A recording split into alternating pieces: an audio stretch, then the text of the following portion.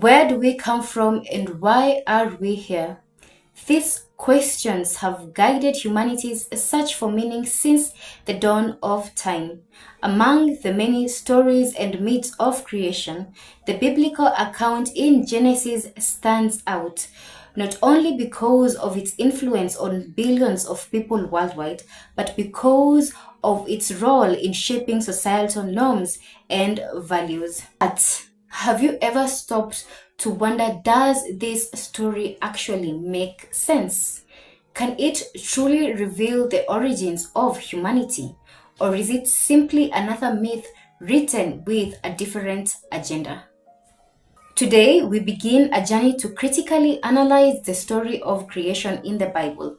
In the first part, we'll focus on something that many don't even realize, and that is there are two accounts of creation in Genesis, and they aren't exactly the same.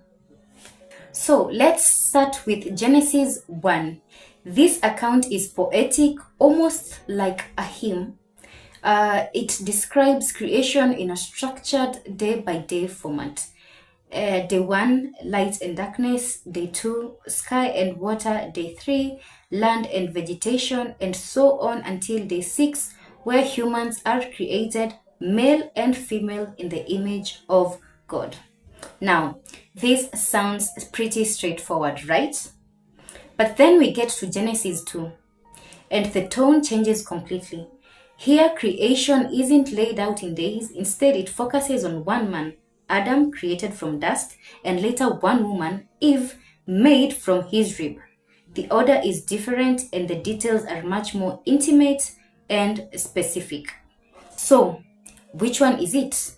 Did God create humans last, as in Genesis first, or did he create Adam first, as in Genesis second? And why are there two accounts in the first place?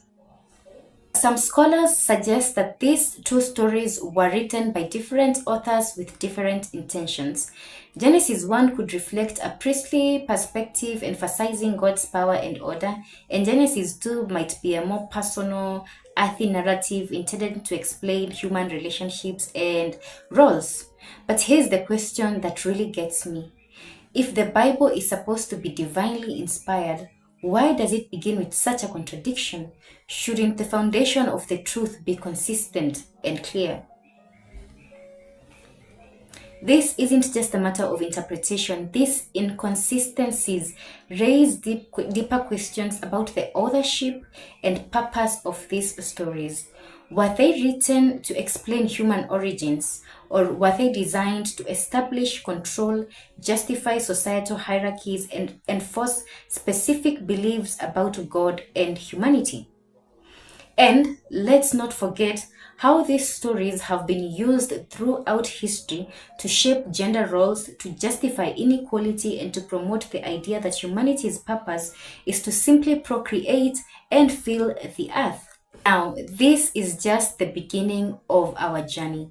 In the next part, we'll dive into the infamous tree of knowledge, the role of temptation in this story. Why did God place the tree in the garden if it wasn't meant to be eaten? And what does that say about free will and the nature of God?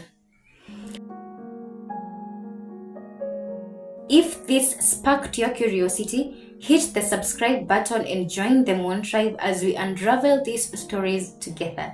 Let me know your thoughts in the comment section below. Why do you think there are two different creation accounts? And let's talk about it. Bye bye.